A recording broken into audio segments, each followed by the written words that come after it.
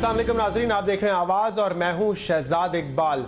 कराची में रेंजर्स की तैनाती और उनके इख्तियारात में तोसी का मामला अभी तक हल नहीं हुआ है। तमाम पार्टीज बशमूल पाकिस्तान पीपल्स पार्टी जिनकी सिंध में हुकूमत है, उनका यह कहना है कि हम रेंजर्स को इख्तियारात दे देंगे, उनके जो पावर्स हैं उसमें किसी किस्म की कमी भी नहीं की जाएगी। लेकिन मसला यह है कि यह हो नहीं रहा है। आज भी सिंध असेंबली का इजलास हुआ और क्योंकि आज प्राइवेट मेंबर डे था, इसीलिए इस इशू को ज़ेरे बहस नहीं लाया गया। अब यह मामला कैसे हल होगा, सियासी जमातें अपने इख्तलाफात दूर करके रेंजर्स को पावर किस तरीके से देंगे और कब देंगे, ये एक अहम सवाल है। क्योंकि कराची में हमने देखा है कि अमन बहाल हुआ है, बहुत हद तक हम देख रहे हैं कि जो बड़े जराइम थे उनमें कमी आई है। लेकिन इस ऑपरेशन को मंतकी अंजाम तक पहुंचाने के लिए ज़रूरी है कि रेंजर्स को इख्तियारात दिए जाएं, लेकिन फिलहाल ऐसा लगता है कि उस पर पीपल्स पार्टी के तहफ़्फ़ुज़ात मौजूद हैं। इस पर भी बात करेंगे। चंद और इशूज़ हैं जिनमें पाकिस्तान इंटरनेशनल एयरलाइन की प्राइवेटाइजेशन और बल्दियाती इंतखाबात का तीसरा फेज़, उसको भी डिस्कस करेंगे प्रोग्राम में। और आज हमारे साथ प्रोग्राम में मौजूद हैं अवामी मुस्लिम लीग के सरबरा शेख रशीद अहमद साहब। शेख साहब, बहुत बहुत शुक्रिया वक्त देने के लिए। शेख साहब, सबसे पहले कराची का इशू बड़ा अहम है। ऑपरेशन शुरू किया गया 2013 सितंबर में, जब नेशनल एक्शन प्लान बना, ये उससे पहले का ऑपरेशन है और बड़ी कामयाबी इसमें देखी गई है। ये नहीं कहा जा सकता कि हम अपने मंजिल तक पहुंच गए, लेकिन जो कामयाबियां हमने देखी हैं, बड़े जराइम में कमी आई है, अब ऐसा लगता है कि उसको ब्रेक लगाने की कोशिश की जा रही है। आपके ख्याल में क्या इशू है? देखें जी, 72 घंटे में उनको इख्तियार मिल जाएगा, कल परसों तरसों, ज्यादा से ज्यादा परसों या तरसों। और अगर जुमे तक ये ना हुआ तो सवार मंगल को इसको निमक मिर्च वाली ऐसी फकी दी जाएगी कि खैरपुर तक इनको चीखें सुनाई देंगी। मतलब खैरपुर से इशारा आपका? मैं जो भी है, मैं रिपीट नहीं कराना चाहता। मैं समझदार आदमी हूं, मैं अल्लाह की तरफ से दिए, मैंने कुछ सर्चर नहीं रखे हुए या ईमेल शीमेल नहीं समझता, देसी सा बंदा हूं। मैं दोहराता हूं, 72 घंटों में जुमे तक ये रेंजर्स इख्तियारात मिल जाएंगे, एज इट इज मिल जाएंगे। अगर ये नहीं देंगे तो सवार मंगल को इनको निमक मिर्चों की ऐसी फकी मिलेगी कि खैरपुर तक इनकी चीखों की आवाज जाएगी और उनकी चीखों पे पीछे से क्या मामलात होंगे ये आपको सवार मंगल को पता लग जाएगा। नमक मिर्च वाली फकी कौन देगा, कहां से आएगी? वफाकी हुकूमत की तरफ से आएगी? क्या वफाकी हुकूमत? वफाकी हुकूमत किस चीज का नाम है? वो वजीर आजम पाकिस्तान में ही नहीं रहते। दुनिया में ऐसा कोई सरबराह मुमलिकत नहीं है। ऑन रिकॉर्ड कहना चाहता हूं, उनकी सारी मीडिया टीम आके किसी चैनल पे बताए, जो 11 बंदों की मीडिया टीम है, जो 11 बंदों की या 13 बंदों की बताए कि दुनिया में बरतानिया, फ्रांस, इवन ओबामा ऐसा सरबराह जो इतने दिन मुल्क से, इनका दिल ही नहीं लग रहा है इनके मसलों में। जो गवर्नमेंट है, जो सख्त गुस्से में है, जो चाहते हैं ये सिस्टम चले और फौज का इमेज इस तरह उसकी जलील और तजलील ना हो, मुझे पूरा यकीन है जुमे तक, अव्वल तो कल ही हो जाएगा, ज्यादा से ज्यादा परसों बड़ा तप्पड़ मारेंगे जुमे को। जुमे की नमाज से पहले पहले इन्होंने करना है पास। अगर नहीं करेंगे सवार मंगल को इनको फकी मिलेगी। ये कौन सी वाली आपकी पेशेंट? बस मैंने कह दिया है, वो कुर्बानी से पहले कुर्बानी वाली है या कोई और है? देखिए वो भी मेरी कोई, देखिए अब दुनिया ने मुझ पे, मैं प्रॉमिस नहीं हूं, मैं पॉलिटिकल बात करता हूं। मेरा एनालिसिस या मेरी बात जो मेरी सोच है, that may be totally wrong. ये जरूरी नहीं है कि मैं कोई पैसे हाथ देता हूं या कोई मैं प्रॉमिस हूं या कोई मैं इल्मे इंसा जानता हूं। ये मेरी सोच है और मैं रावलपिंडी में महसूस करता हूं कि बड़ी तपश है। आप चौधरी निसार अली खान साहब को भी अच्छी तरीके से जानते हैं। आपके ख्याल में ये जो प्रेस कॉन्फ्रेंस उन्होंने की और फिर कल ये खत लिखा है जो उन्होंने तहरीरी बयान अपना इशू किया है, ये चौधरी निसार साहब ने अपने आप ही कर दिया है या इस पर आशीर्वाद है नवाज शरीफ साहब का? देखें, ये खुर्शीद शाह साहब का आप सवाल कर रहे हैं। ये बड़ी साजिश है कि नवाज शरीफ और चौधरी निसार को लड़ाने की, और ये पीपल्स पार्टी इस साजिश के पीछे कार फरमा है। उसने कहा जी हम नवाज शरीफ से पूछेंगे ये लेटर, ये प्रेस कॉन्फ्रेंस उन्होंने की है या नहीं की है। भाई वो इंटीरियर मिनिस्टर है, उसको बेहतर पता है। उसको बेहतर पता है कि अगर आप रेंजर्स में, अगर मैं जनरल राहिल शरीफ होता, मैं फौज को कहता रेंजर्स को वापस आ जाओ, आप let them run this province. मैं कहता अगर राहिल शरीफ की जगह हो जाए, वापस आ जाए।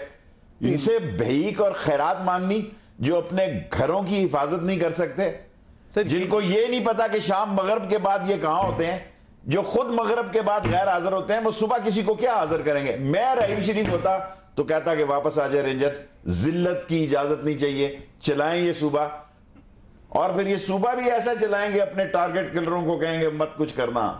नहीं तो अब तक ये क्यों नहीं कहा गया है? जैसे आप कह रहे हैं कि अगर मैं होता तो ये कर देता, अब तक ये क्यों नहीं हुआ है? मेरा ख्याल है अभी भी वो सिंसियर हैं और सीरियस हैं कि मुल्क के हालात ठीक हो जाएं। आप जो कह रहे हैं कि उनको वापस बुला लिया जाए, ये फैसला राहील शरीफ साहब ने नहीं करना है, ये चौधरी निसार साहब ने करना है और वजीर आजम पाकिस्तान नवाज शरीफ साहब ने करना है। अगर राहील शरीफ ये कर ले तो उसको कोई नहीं कह सकता कि तुमने क्यों ये फैसला किया। देखें पहले ही वो बात हो रही है कि रेंजर्स अपने अख्तियारात से तजावुज कर रही है। चले रेंजर्स आगे अगर जाने के लिए वो 5-5 दिन से उनके चीफ मिनिस्टर कह रहा है कि 5 दिन आगे ही हो गए हैं वो बगैर। अगर रेंजर्स ने इस करप्ट, डिसऑनेस्ट, बेईमान, बदबूदार जमहूरियत से अगर इन्होंने अम्ब्रेला लेना कानून का, इससे बेहतर है घर में बैठ जाएं। अच्छा, ये फैसला वैसे तो चले जमहूरी हुकूमत करना है, लेकिन मुझे एक बात बताएं, ये मसला क्या है पीपल्स पार्टी का? जैसे कि चौधरी निसार साहब ने कहा कि एक फर्द को बचाने के लिए सिर्फ किया जा रहा है, वो फर्द डॉक्टर आसिम है, या इससे आगे भी कोई कहानी है? देखें, आसिम तो एक टेलर है। आसिम ने 88 बंदों के बयानात दिए, जिसमें से फौज इस पोजीशन में नहीं रही कि 8 बंदों को भी गिरफ्तार कर सके। जब करेंगे वो कहेंगे इनका काम नहीं है, शर्जील को करेंगे इनका काम नहीं है। वो दुबई से बैठा मुझे फोन लगाता है कि तुम प्रोग्राम में ये बात करते हो। अच्छा, उनकी एक पिक्चर भी आई थी, वो सब्जी खरीद रहे थे किसी सुपरमार्केट में दुबई में। मेरा मतलब है ये जिनको सोशल मीडिया शिडिया आता है, अगर सोशल मीडिया से लोग लीडर बनते हैं तो माजरत के साथ इस मुल्क में कई फिल्म स्टार जो है वो बहुत सुपरस्टार हो जाते हैं। चले वापस उस सवाल पे आ जाए। मैं सवाल पे आता हूं। हाँ। मैं राहील शरीफ साहब से ये बयान देना चाहता हूं, कोई जरूरत नहीं है, let them run the province. मसला डॉक्टर आसिम ये पीपल्स पार्टी का। अब मुझसे आप क्या कहना चाहते हैं? मसला आसिफ जरदारी है। अच्छा, ताने बाने वहां तक जाके मिलेंगे। उज़ैर बलोच क्या ईद मिलादुन नबी के लिए रखा हुआ है या मुहर्रम पे न्याज देनी है उसकी? ये आप पहले भी कह चुके हैं कि उनकी वीडियो मौजूद है, लेकिन आपने आसिफ अली जरदारी साहब के 5 साल देखे कि उन्होंने किस तरीके से मिलिट्री एस्टैब्लिशमेंट के साथ बना के रखी। अब इतना एक्सट्रीम स्टेप जरदारी साहब उसी वक्त उठा सकते हैं? बना के तो नवाज शरीफ ने भी रखी हुई है। अहम सवाल, आप ये ना समझें कि नवाज शरीफ साहब ने बना के नहीं रखी हुई। गो उनकी बॉडी लैंग्वेज देखें। राहील शरीफ और नवाज शरीफ के दरमियान कोई चीज कॉमन ना होने के बावजूद भी ये तलाक की तरफ नहीं जा रहे, रुजू पे कायम है। अच्छी बात है ना? अच्छी बात है, मुल्क के लिए अच्छी बात है, बिल्कुल ठीक है। मुल्क के लिए क्या अच्छी बात है क्या अच्छी बात नहीं, ये बात की बात है। इस वक्त दोनों की अगर आप बॉडी लैंग्वेज देखें, मुझे कोई तस्वीर बताएं जिसमें राहील शरीफ मुस्कुरा रहा हो और वो सुषमा के साथ बड़े मुस्कुराते हैं नवाज शरीफ साहब। अपने आर्मी चीफ के साथ तो मैंने उनकी कोई तस्वीर मुस्कुराते नहीं देखी। तो वहां पे सिक्योरिटी मैटर्स डिस्कस हो रहे होते, कोई वलीमे की तस्वीर थोड़ी है कि मुस्कुराएंगे वहां पे बैठ के। सुषमा के साथ वलीमे की तस्वीर थी, क्या बातें कर रहे हो यार? गेस्ट थे ना हमारे सर, यहाँ सिक्योरिटी के सीरियस इश्यूज। राहील शरीफ साहब जितने वजीर आजम से मिले हैं पाकिस्तान की तारीख में, जितने प्राइम मिनिस्टर आए हैं उससे आधे भी नहीं मिले। लोग रिजल्ट चाहते हैं जी। क्या लोग ये चाहना देखना चाहते हैं कि इस तरह ताजर निकल रहे हैं, वो हमारा अतीक मीर भाई है कश्मीरी, वो निकल रहा है, दूसरे लोग निकल रहे हैं, किस लिए? कि अमन के लिए। क्या अमन पीपल्स पार्टी की जरूरत नहीं है सिंध में? सर, एटीट्यूड से नहीं लग रहा, ऐसा लग रहा है कि इस बचाने के लिए इस सिस्टम को कॉम्प्रोमाइज किया जा रहा है, इस ऑपरेशन को कॉम्प्रोमाइज किया जा रहा है। लेकिन और मैं आपसे उलट कहना चाहता हूं कि ये नाकाम, नाहल, नकम्मे, नकट्ठू लोग शहीद होना चाहते हैं सियासी तौर पे। ये चाहते हैं कि बताएं, देखें हमारे 2-2.5 साल तो गुजर गए, दिया इन्होंने क्या है जी? कभी पानी की लाइन फटी हुई है, आज पिंडी में किसी घर में गैस नहीं है, किसी घर में गैस नहीं है। लोग हमें ताने देते हैं, ना गैस है, ना बिजली है, ना पानी है, ना नौकरी है, और लोगों ने फिर शेर को अगर वोट दिए हैं तो किस बुनियाद पे दिए? शेर के वोट पे मैं आता हूं, लेकिन तीर को तो वोट पड़ा है ना बल्दियाती इंतखाबात में, तो फिर क्या वजह होगी कि पीपल्स पार्टी शहीद होना चाहती है? देखें, तीर को वोट इसलिए पड़ा, किसी पार्टी में तप्पड़ नहीं है। यह पंजाब पे सारी पार्टियां काम कर रही हैं, सिंध के अंदर कोई नहीं जा रहा, उसको फ्री हैंड दिया हुआ है। कितने सियासतदान, नवाज शरीफ कितनी दफा गया है, इमरान खान कितनी दफा सिंध में गया है, इवन पीर साहब मेरे बड़े मोहतरम हैं, रोज मेरे साथ लाइन पे हैं। मैं उनसे कहता हूं आप तो सिंध में निकले, कुछ सिंध में निकले गरीब की आवाज हो, आज आके सिंधी शेख रशीद को लाल वली फोन टका रहा होता है जी आप सिंध में आए। बाबा, मैं तो प्राइम मिनिस्टर का कैंडिडेट नहीं हूं। मैं तो कल असेंबली में कहा, जिससे स्पीकर साहब भी बड़े तपे हुए थे कि 122 पे सुई फंसी है, मैंने कहा ये ना 122 फिर तप जाए, फिर उसका कोई केस आ जाए। कहते कभी नहीं होगा। इलेक्शन कमीशन पे तो काफी भरम है वो। और मुझे बड़ी माजरत के साथ मैं अर्ज करना चाहता हूं, इस निजाम में जब तक मुनसिफ चीफ इलेक्शन कमीशन नहीं होगा, इलेक्शन कमिश्नर पैमरा मुनसिफ और दयानतदार इंडिपेंडेंट नहीं होगा, डीजी नैब नहीं होगा, जब इस मुल्क में डीजी एफआईए नहीं होगा, और इस मुल्क में जब तक माजरत के साथ आम आदमी को, हम ऐसी तकरीरें सारे कर रहे हैं, लेकिन ना मेरे पास तो वसाइल नहीं जलसा करने के, इसलिए मैंने आप कहते हैं तो महाजर, मैं कल परसों तो मैं एहतियातन कह रहा हूं, तरसों तो एहतियातन कह रहा हूं, ये ना फिर आप कहें आपने गलत पेशन गोई की थी। अल्लाह करे ये ना करें पास, चले बात दुआ मांगे ये रेंजर्स का बिल पास ना करें, फिर सोमवार और मंगल को मेरा आप रखें प्रोग्राम। अच्छा, मुझे एक बात बताएं, आसिफ अली जरदारी साहब के हवाले से मैं ये पूछ रहा था आपसे कि 5 साल उन्होंने बड़ी बना के रखी फौज से, अब उनको या तो ये नजर आ रहा है कि डॉक्टर आसिम अगर फंस गए तो मेरे लिए भी डू और डाई वाली सिचुएशन है, इसलिए वो इतना बड़ा पंगा ले रहे हैं, या फिर उनको पता है कि मुझे कुछ नहीं होना है और कोई मुकमुका हो चुका है। क्या इन दोनों में से बात हो सकती है? कोई एक्सट्रीम वाली बात है ये? मुझे ये तो पता है कि रहमान मलिक साहब और एक और उनका मैं नाम नहीं लूंगा, पीपल्स पार्टी के बहुत बड़े लीडर हैं, उन्होंने बीच में पढ़ के बीच बचाव की कोशिश की, हाईएस्ट लेवल तक की। रहमान मलिक साहब का इसलिए कहता हूं कि उनको मैंने बता दिया था कि भी मुझे पता है आपकी मुलाकातों में आपने आसिफ जरदारी के लिए, हत्ता कि वो स्टेटमेंटें भी डिस्कस की हैं रहमान मलिक साहब ने कि वो क्या खिताब कर सकते हैं, लेकिन फौज की तरफ से एक ही जवाब है कि अगर किसी केस में मतलूब हुआ तो हम कुछ नहीं कर सकते। अच्छा, हम किसी ना इंटरेस्टेड हैं उसकी गिरफ्तारी में या राही में। रेंजर्स के ऑपरेशन की सबने तारीफ की, मैंने इस प्रोग्राम में की, लेकिन कुछ इश्यूज है जिनको हल करना है। देखिए, डॉक्टर आसिम 90 दिन उनके हिरासत में रहे, कुछ हमने नहीं देखा कि ऐसे कोई सबूत सामने आए। आमिर खान रहे, उनको छोड़ना पड़ा। कमर मंसूर रहे, उनको 90 दिन के बाद छोड़ना पड़ा। तो मतलब ये एक ट्रैक रिकॉर्ड है जो कि सामने, अगर 90 दिन की custody is more than enough, आपको ये बात पता है, तो उसमें अगर वो ठोस एविडेंस लेके चालान नहीं पेश कर सकते तो फिर यहां पर किसकी कमजोरी है? पाकिस्तान का निजाम इतना मुर्दा हो चुका है, इतना मुर्दा हो चुका है, शायद निजामुद्दीन लोहार का निजाम इससे बेहतर हो जो आज पाकिस्तान का निजाम है। और पुलिस के हाथ इतने गंदे और परागंदे हैं, इतने गंदे और परागंदे हैं कि ये किसी भी मसले में, देखें, जब कौम मिन हैसुल कौम एक उस गाजर मूली की तरह हो जाए, गली सड़ी सब्जियों की तरह हो जाए, मौसम खजा के पत्तों की तरह हो जाए, ये कौम मिन हैसुल कौम तबाह बर्बाद हो चुकी है। इसके अदारे तबाह बर्बाद हैं। एक आखिरी अदारा फौज अगर चाहे पहले अपने आप को बचाए।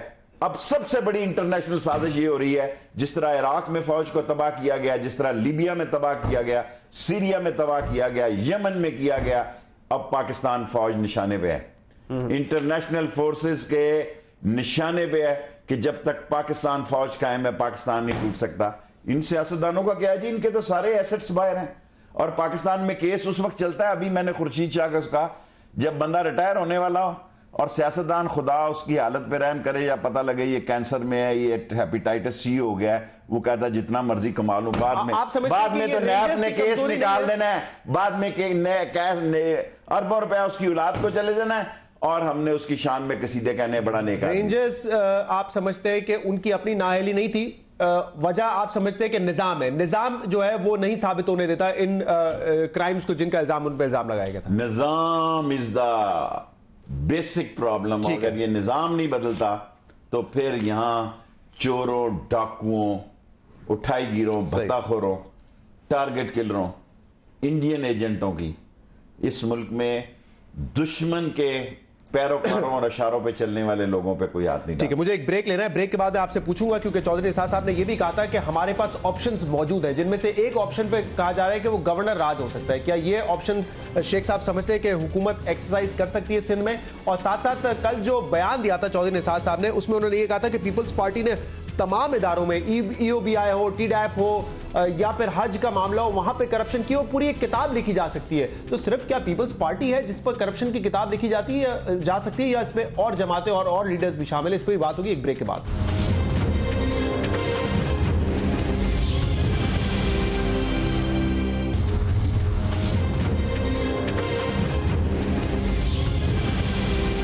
वेलकम बैक नाज़रीन, शेख रशीद साहब हमारे साथ प्रोग्राम में मौजूद है। शेख साहब, ये चौधरी निसार साहब ने कहा हमारे पास ऑप्शंस मौजूद हैं, तो क्या आप समझते हैं कि हुकूमत, वफाकी हुकूमत गवर्नर राज तक भी जा सकती है, या इस तरफ ये महज धमकियां हैं?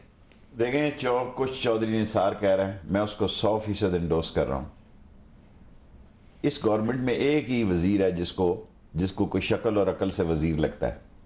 बाकी तो अगर इनकी हुकूमत टापल हुई तो क्या शायद खाकान अब्बासी और क्या आबद शेर अली और ख्वाजा आसफ और साद रफीक, ये सब नैब के केसेस हैं। तो मियां नवाज शरीफ साहब ने एक अच्छा बंदा बिठाया, आप समझते हैं एज एन इंटीरियर मिनिस्टर? मेरा मतलब है एज ए इंटीरियर मिनिस्टर जो बात उसने कही, मैं उस पर यकीन करता हूं कि उसने कहा जब मैं लीडर ऑफ अपोजिशन था कभी यूसुफ रजा गिलानी के पास नहीं गया। मेरा ख्याल है ठीक है, लेकिन मैं अगर अपोजिशन कर रहा हूं तो मैं, अगर मुझे रास्तों में रोका गया और इवन चाइना कॉरिडोर मीटिंग में नहीं बुलाया गया, आर्मी की मीटिंग में नहीं बुलाया गया, सारे एक पार्टी लीडर को नहीं बुलाया गया, सारे एक पार्टी लीडर को बुलाया गया, शेख रशीद को नहीं बुलाया गया, मैं कहा दफा 101 दफा 10,000 दफा इज्जत से आदमी जिए और इज्जत से मरे।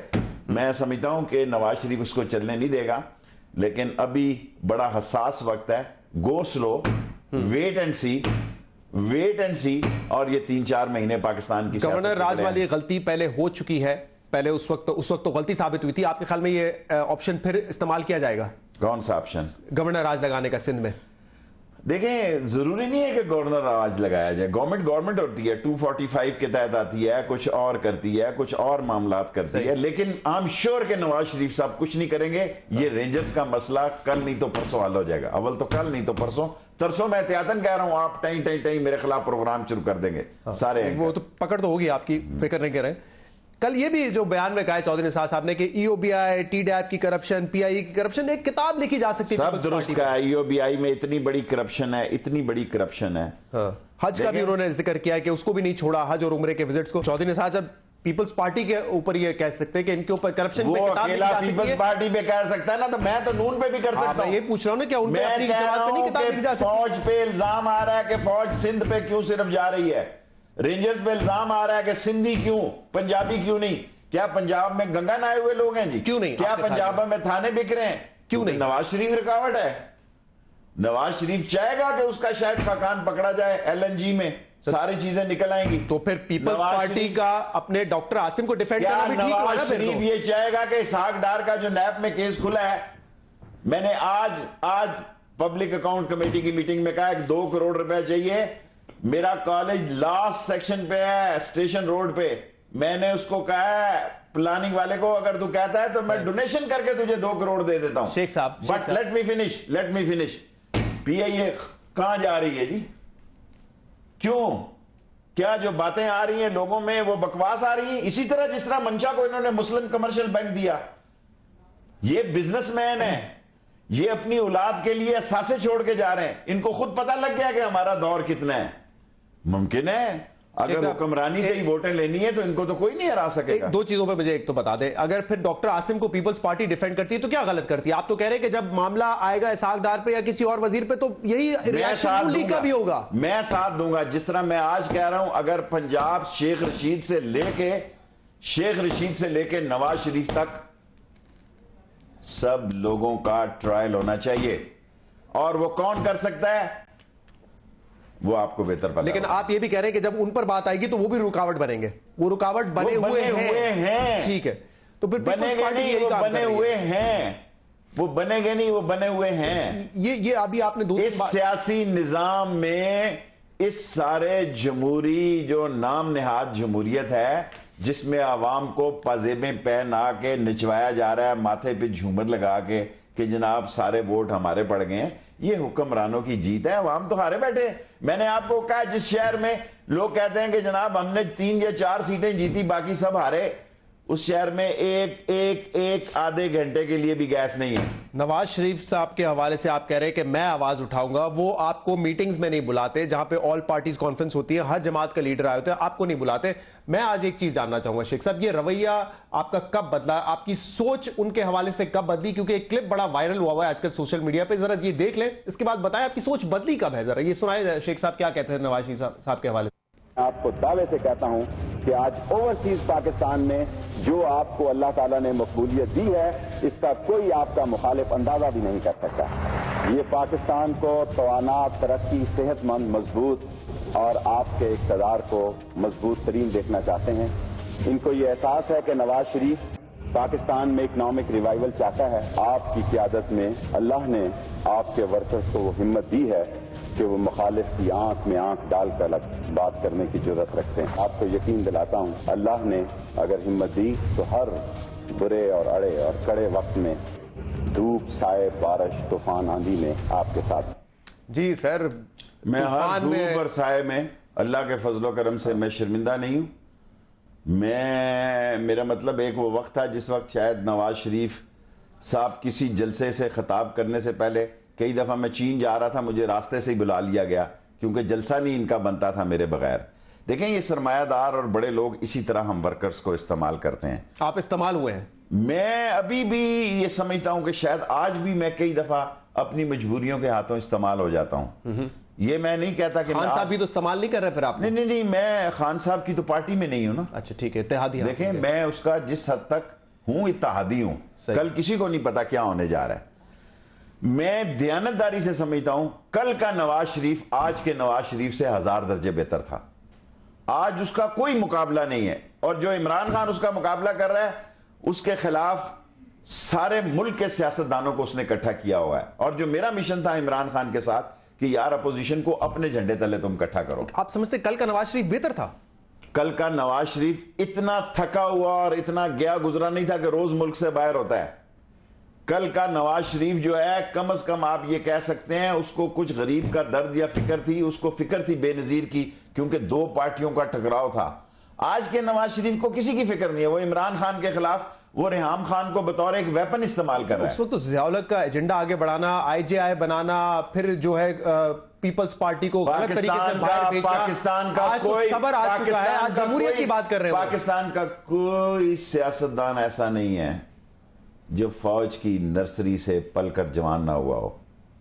मैं फिर दोहराता हूं, पाकिस्तान की सारी सियासी हिस्ट्री में, सारी भुट्टो से लेके नवाज शरीफ तक, कोई एक भी सियासतदान ऐसा नहीं है जिसको गेट नंबर 4 से टीका ना लगा हो। GHQ के वो कौन सा होता है, आप अंग्रेजी लोगों को वैक्सीनेशन की वैक्सीनेशन ना की हो और उसमें लीडरशिप जर्म्स ना डाले गए हों कि भाई तू लीडर है, बाकी ये तेरी रियाया है। अगर एक का नाम मुझे बताएं। हाँ। और ये सारे वो लोग हैं जो बाद में, सारे लोग, क्योंकि फौज की चॉइस भी इसी किस्म की होती है ना, वो समझती है सीधा सादा सा बंदा ले आओ जिसकी कोई अकल ना हो कोई बात। इस वीडियो में एक तो आप पहले से ज्यादा जवान लग रहे हैं, ठीक है, पहले से ज्यादा जवान, आपकी तारीफ भी कर रहा हूं साथ साथ, लेकिन नवाज शरीफ साहब भी बड़े खुश हो रहे हैं आपकी तारीफ पर। ऑफ कोर्स, आप कह रहे कि बुरे वक्त में तूफान आया, आंधी आया, आपका साथ दूंगा। मैंने ज़िया-उल-हक को एक दिन कहा, मैंने कहा सर, आदमी इक्तदार में होना तो कहना पड़ता है आपकी आंखें हीमा मालिनी से मिलती हैं, और अगर इक्तदार से उतर जाए तो फिर कहते हैं कि एक दूसरे से नहीं मिलती। तो अब तो इक्तदार में, इक्तदार में अब मुझे इक्तदार की कोई ख्वाहिश नहीं थी। देखें, मैं उम्र के इस हिस्से में पहुंच गया हूं, मुझे दौलत और इक्तदार की कोई ख्वाहिश नहीं है। एक मेरे शो पे इसी तरह की तारीफ करते, शायद आपकी सेटिंग बन जाए वापस। मैंने सेटिंग बनानी होती तो पता नहीं कई दफा धरने भी बन चुकी होती। मेरी इज्जत से जीना जो है इक्तदार में जीने से बेहतर है। तो ये यू टर्न नहीं है? नहीं, बिल्कुल यू टर्न नहीं है। मैं उस वक्त भी, देखें, मैं अल्लाह के फजलो करम से, अल्लाह सुब्हान ताला के फजलो करम से, एक दफा मैंने नवाज शरीफ साहब से शिकस्त खाई है। उसकी पार्टी के लीडर तो नहीं, उसी से खाई है, वो तो क्या बेचते थे, लेकिन 3 दफा मैंने उनको सियासत में शिकस्त दी है। 85 में दी है, फिर दी है, फिर दी है। लेकिन मैं इतना बड़ा बोल नहीं बोलता, मैं बहुत आजिज आदमी हूं। मैं सच बात कहता हूं, अगर वक्त आया कि पाकिस्तान के लिए, इस्लाम की सरबुलंदी के लिए और गरीब आदमी की बेहतरी और भलाई के लिए, मैं कभी इस पे समझौता नहीं करूंगा। ठीक है, इस पॉइंट पर लेंगे एक ब्रेक, और ब्रेक के बाद हम मजीद बात करेंगे, निजकारी के हवाले से भी बात करेंगे। अभी कुछ आपने सुन लिया शेख रशीद साहब ने क्या फरमाया, लेकिन ये इस निजकारी के खिलाफ क्यों है, इस पर बात होगी एक ब्रेक के बाद।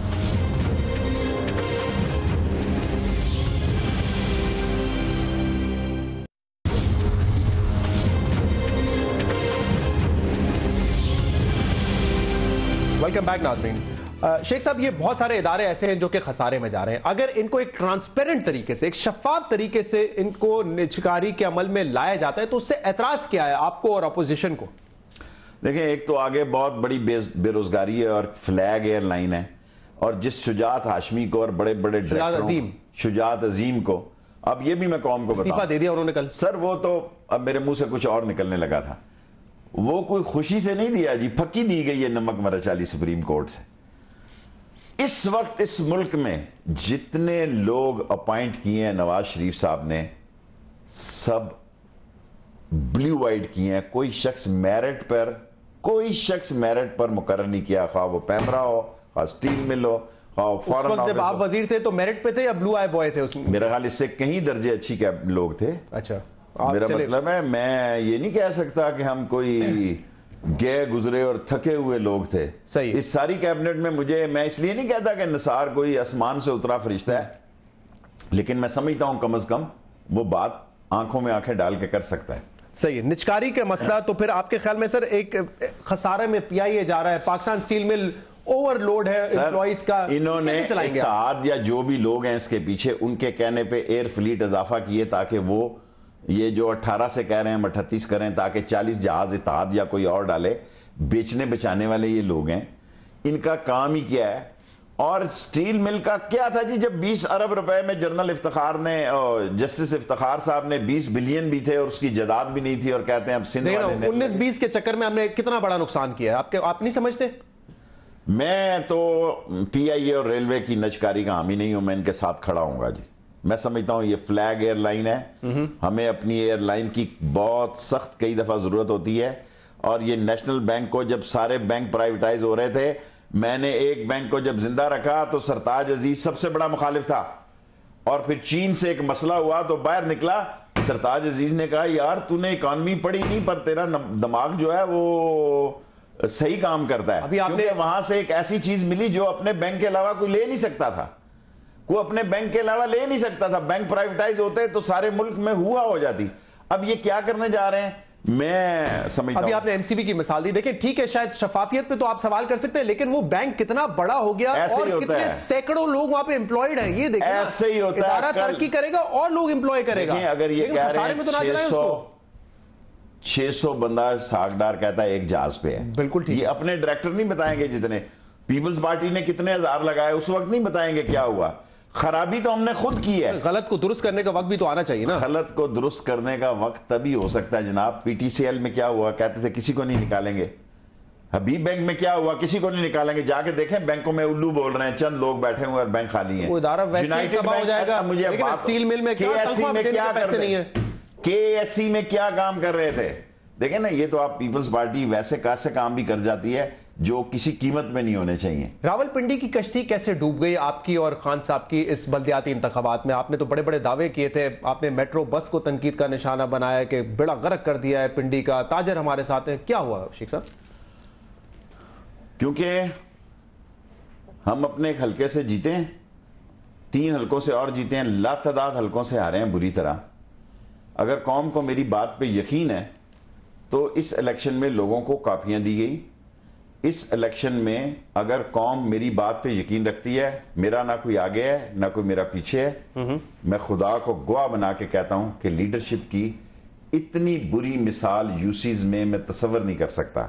ये कब्जे ग्रुप लोग आ गए जिन लोगों को जेलों में होना चाहिए था, जिन लोगों के नामों से लोग खौफजदा हैं, जो लोग शहर में मंशियात फरोशी के जुए के अड्डे के सबसे बड़े सरगना हैं, उनको यूसीज के चेयरमैन बनाया गया। उनके पास बेपनाह दौलत है। सारे पिंडी के गिरदोनवा से वो आजाद उम्मीदवार थे या नून लीग के उम्मीदवार थे? नून लीग के उम्मीदवार थे जी, नून लीग के उम्मीदवार थे जी। क्या बात आप कर रहे हैं? आजाद उम्मीदवार तो 2 हमारे जीते हैं, 3-4 उनके जीते हैं। बट ए फैक्ट ये है, बाकी जो तहरीक इंसाफ का मसला है आप उनसे पूछें, उन्होंने। आपको लगता है कि खान साहब हल्के क्योंकि नहीं गए, चेयरमैन है बड़ा, उनको यहाँ जाना नहीं, वो गया ठीक गया, उस जहां से वापस हुआ वहां कोई तो, तैयारी अच्छी नहीं। मैं कैंपेन की बात नहीं कर रहा हूं, मैं कह रहा हूं वैसे अपने हल्के को जो टाइम देना पड़ता है एक सियासतदान को, आप भी बैठे रहते हैं हल्के में, तो वो खान साहब ने नहीं किया। आपके ख्याल में बैकफायर किया? खान साहब के देखे ना, हमने तो जनाजा भी पढ़ना होता है, हमने तो शादी गमी में शरीक होना पड़ता है। जियाउल हक से मैंने एक दिन असेंबली में भी कल बात की। जियाउल हक ने कहा तेरा क्या मसला है शेख रशीद? मैंने कहा मेरा ये कंधा देखा है, ये जनाजे पढ़ पढ़ के नीचे हो गया है, क्योंकि हमारे मसले डिफरेंट है। अब इमरान खान को जाना चाहिए था हल्के में, मैं समझता हूं, लेकिन उनकी जो दूसरी लीडरशिप है उनको भी ये काम करना चाहिए था। लेकिन जो आप ये कहानी बता रहे हैं शेख साहब कि हम बड़े शरीफ हैं, मासूम, गुंडे बदमाश आ गए, मंशियात फरोश आ गए, वो जीत गए, हम बड़े। मैं कहता हूं कि लीडरशिप का कैलिबर और लीडरशिप का स्टैंडर्ड यहीं से लीडर। मैं भी काउंसलर ही था ना जी, मैं भी मेयर का। कैसा सामना करेंगे इनके अगले इलेक्शंस में? अगर इसी तरह की क़यादत आनी है और लोगों ने उन्हीं को वोट देना है तो फिर आपका क्या? अगर लोगों ने मुंह देख के मक्खियां खानी है तो मैं क्या कर सकता हूं? मैं तो मुकाबला ही कर सकता हूं ना।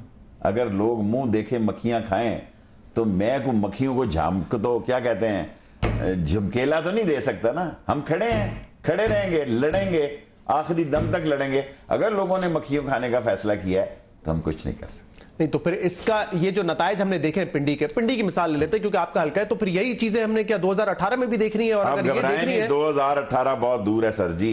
आप सारे लोग 2018 2016 को तो बिछड़ने देना, आप बहुत दूर ले गए। आपने 14 कहा कि 14 आखिरी साल है। देखिए मैंने एक मिसाल दी, आप एंकरों ने उसकी लस्सी रिड़कना शुरू कर दी। औरों लोगों ने भी बड़ी बातें की हैं। मैं नहीं देख रहा नवाज शरीफ साहब को 2018 तक आप जो मर्जी कर ले, इख्तियार में नहीं देख रहा। नहीं देख रहा। अच्छा, क्या आप किसी और पार्टी को देख रहे हैं या कोई और निजाम देख रहे हैं? मैं ये देखना, ये पार्टियां शार्टियां मैंने बनती भी देखी हैं और टूटती भी देखी हैं, और बनाने वालों को भी जानता हूं और तोड़ने वालों को भी जानता हूं। सही। एक सवाल जो पीछे थोड़ा सा मैं आना चाहूंगा, उस पर हमने बात करनी थी। आसिफ अली जरदारी साहब ने, आपने खुद जिक्र किया कि शायद वो वापस आ रहे हैं। आपके ख्याल में वापस आएंगे या नहीं आएंगे? आ सकते हैं वापस, क्योंकि बड़े अहम लोगों ने कहा कि वो आ सकते हैं। और जाएंगे कब इसका मुझे पता नहीं। ये मेजबानों पे है कि वो जाने देते हैं या नहीं जाने देते। वो आते हैं तो कितनी देर की मेजबानी उनको मिलती है ये मैं कुछ नहीं कह सकता। और अपनी हुकूमत है, वही मेजबानी करेगी मेरे ख्याल से। मैं ये कहना चाहता हूं ना, उज़ैर बलोच जो है वो किस दिन के लिए रखा हुआ, काम आता है या नहीं आता? ये पक्की खबर है आपकी कि उसकी वीडियो है या ऐसी जो अफवाहें करती हैं गर्दिश? आप एंकरों, आप बात कहें तो मीठा मीठा आप कहें तो सच, मैं कहूं तो झूठ। आप सारे एंकर सुबह शाम कर रहे हैं कि उज़ैर बलोच ने नाम दिया है कि मैंने उनके इशारों पे मर्डर किए हैं। मैं तो नहीं कहता ना। किसी एंकर ने देखी नहीं है, इतना बता दूं मैं आपको। देखी नहीं है, लेकिन आप एंकरों की स्टेटमेंट दिखाएं किस एंकर ने ये नहीं कहा। सो इसलिए मैं कह रहा हूं मुझे नहीं पता कि आसिफ, लेट मी करेक्ट, फिर आप सारे मेरे पीछे पड़ जाएंगे। मुझे नहीं पता आसिफ जरदारी आ रहा है, मुझे ये पता लगा कि वो उम्रे पे जा रहा है, 0 मीटर होके आएगा। आगे मेजबानों पे डिपेंड करता है, वो मेजबानी का उसको शरफ बख्शते हैं या वापस जाने देते हैं। खान साहब के इस इंडियन विजिट को आप कैसा देखते हैं? मोदी साहब से मुलाकात हुई, वहां बड़े उन्होंने इंटरव्यू जाके किया। अभी एक तनकीद हो रही थी कि मोदी साहब जो है बड़े, आपने तो यहां तक कह दिया जी कि अमेरिकन के कहने पे टूर हुआ और 3 दिन पहले एम्बेसडर आया और फलां हुआ। मुझे ऐसी कोई इतला नहीं। इमरान खान ने वहां जाके कश्मीर का जिक्र किया, कश्मीर का जिक्र किया, और हर लीडर जो कश्मीर का जिक्र करे मैं समझता हूं उसका टूर। बातचीत का जिक्र किया कि तजारत होनी चाहिए, आप इसके हक में हैं? तजारत वजारत के तो मैं जब तक मसला कश्मीर हल ना हो किसी चीज के हल में नहीं हूं। मेरी अपनी पार्टी अवामी मुस्लिम लीग। मर जाएगा, मर गया ये चावल का जमींदार, मर गया ये फुट्टी का, क्या कहते हैं इसे, कपास का जमींदार, मर गया हल्दी का, मिर्च का, जौ का, मर गया किसान। और इंडिया इतना अंडर एडवाइस माल भेजेगा कि तुम्हारी मंडियों को रोंग के रख देगा। मसला कश्मीर से पहले मैं किसी पीपल्स टू पीपल्स कांटेक्ट की बात की, सबसे पहले शेख रशीद को रोका गया ना। मैं वाजपेयी का वजीर मेहमानदारी था, उन्होंने कहा हम दौरा कैंसिल कर देंगे। उनको शौकत अजीज था, उनको शौकत अजीज था, शेख रशीद नहीं था। वाजपेयी ने कहा this tour can be considered cancel अगर शेख रशीद हमारा वजीर मेहमानदारी हो। किसी कीमत पर हिंदुस्तान के साथ जब तक मेन इशू पे आप ढकना दे दें, नहीं, लेकिन अभी जो कॉम्प्रिहेंसिव डायलॉग की बात आप ढकना दे दें और सुपारी पान और क्या होता है गुटके का काम करें आप। नहीं, अभी कॉम्प्रिहेंसिव डायलॉग में तो कश्मीर के अलावा तमाम इशू। ये कॉम्प्रिहेंसिव लफ्ज तो उन्हीं की जरूरत थी बड़े अरसे से। देखे ना, देखो उन पे भी तनकीद होती है। जैसे आप यहाँ पे तनकीद करते हैं कि ग्रीन साड़ी पहन के आप वहां पे चली गई, उन्होंने बुधवार को मैं ग्रीन साड़ी पहनती हूँ, तनकीद वहां पे भी होती है जैसे यहाँ पे आप तनकीद कर रहे हैं। देखें मसला क्या है, दोनों कौमें उस वक्त तक नहीं मिल सकती जब तक मेन इशू को और जो मुसलमानों के साथ वहां हो रहा है उस पर आप आंखें बंद कर लें। इमरान खान की हद तक देखें, इमरान खान ने कश्मीर का जिक्र किया। ये कहना जनाब अली के एकदम ये टूर लॉन्च हुआ और अमेरिकन एम्बेसडर मिला और एंकर, ये सब बकवास है। आप समझते हैं कि वो दौरा आपकी नजर में इसलिए कामयाब है कि उन्होंने कश्मीर में बात की? जो आदमी कश्मीर की बात करे और बेटोक और बेलाग करे, मेरे ख्याल में ठीक है। तजारत बात की बात है, ना मैंने करानी है ना इमरान खान ने करानी। एमक्यूएम के हवाले से ये बता दें, कराची तो वो जीत गए, ये प्रेडिक्शन आपकी दुरुस्त साबित हुई। आपने कहा था कराची वो बड़े आसानी से जीत जाएंगे, स्वीप करेंगे, आपने बिल्कुल कहा था। ये मुझे बताएं कि ये एमक्यूएम कहां खड़ी होगी इस ऑपरेशन वाले मसले पे, क्योंकि रेंजर्स से तहफ्फुजात जितने उनके हैं किसी और के नहीं रहे। पीपल्स पार्टी के साथ खड़े रहेंगे या नून लीग के साथ खड़े रहेंगे? वो अपने साथ एमक्यूएम के साथ खड़े रहेंगे, जहां एमक्यूएम का फायदा होगा वहां खड़े रहेंगे। नजरिया जरूरत जितना समझ एमक्यूएम को है पाकिस्तान में किसी सियासी पार्टी को नहीं है, और मैं उनको ये क्रेडिट देता हूं। अपनी बेहतरी, अपनी बचत, अपना मुस्तकबिल, अपना नजरिया जरूरत एमक्यूएम सोचती है और उसमें देखेगी कि वो काम, अगर उस नजरिया जरूरत में उनको रेंजर्स का साथ नहीं देना तो देगी। अच्छा, लेकिन ये तो लाइकली तो नहीं नजर आ रहा है। मैंने आपने मुझसे तबसरा, अगली बात उससे पूछें, अगली बात आप फारूक सत्तार से पूछें। आपका तहफ्फुज़ात रेंजर्स को, एमक्यूएम को भी है, पीपल्स पार्टी को भी है, तो ऐसा लगता है एक नेशनल राय बन जाएंगे ना। एमक्यूएम एक ऐसी जमात है, उसमें कल के दोस्त आज के दुश्मन, आज के दुश्मन कल के दोस्त परसों के दुश्मन एमक्यूएम के लिए मैटर नहीं करती। उसकी लाइन और लेंथ जो है वो नजरिया जरूरत के गिर्द घूमती है, वो देखेगी एमक्यूएम का फायदा जिधर है उधर ही जाएगा। डॉक्टर इमरान फारूक कत्ल केस की एफआईआर पाकिस्तान में काटी जाना, उस पर आज जीआईटी भी बना दी गई है। आपके ख्याल में ये एक तो लीगल एस्पेक्ट है उसका, अदरवाइज क्या इंटेंशन है गवर्नमेंट के इसमें? मुझे इंटेंशन नहीं पता। फौज अपने इश्यू से नहीं हटी। बल्दिया का केस और रशीद गोडल का केस और इमरान फारूक का केस, ये तीनों केस बड़े इंपॉर्टेंट केस हैं और तीनों के उनके पास सारे शवाहिद मौजूद हैं। 4 साल के बाद एफआईआर। सर मुझे ये नहीं पता, देखें यार मैं कोई चौधरी निसार साहब ने किया ये कारनामा, मैं कोई अस्करी कोई इन्वेस्टिगेटर अफसर तो नहीं, मैं पॉलिटिकल वर्कर हूं। एक बंदा मेरी तरह को गया जन्नत में, उसने कहा अल्लाह मियां तेरे, आपकी तरह बंदा जन्नत में चला गया, उधर चला गया, ऊपर चला गया, उसने कहा तेरे गुनाह भी बराबर है, तेरे सवाब भी बराबर है, मैं किधर किधर भेजूं तुझे? उसने कहा अल्लाह मियां तेरा मसला है, जिधर रुपया 2 रुपए का फायदा है उधर भेज। सो ये फायदे वाली पार्टियां हैं। ये जन्नत और दोजख देखेंगी कि सियासी तौर पे ऑफ कोर्स ये चारों केस बड़े अहम है। इमरान फारूक का केस बड़ा अहम है, बल्दिया का केस बड़ा अहम है, रशीद गोडल का केस बड़ा अहम है, एक आधा और केस है बड़ा सीरियस केस है, वो मेरी तरफ से कहना बेहतर नहीं है, जब वो होगा तो फिर देखी जाएगी। बहुत बहुत शुक्रिया शो पे तशरीफ लाने का। नाज़रीन आपने प्रोग्राम देखा, इसका फीडबैक आप हमें दे सकते हैं हमारे सोशल मीडिया पर। इजाजत दीजिए, अल्लाह हाफिज।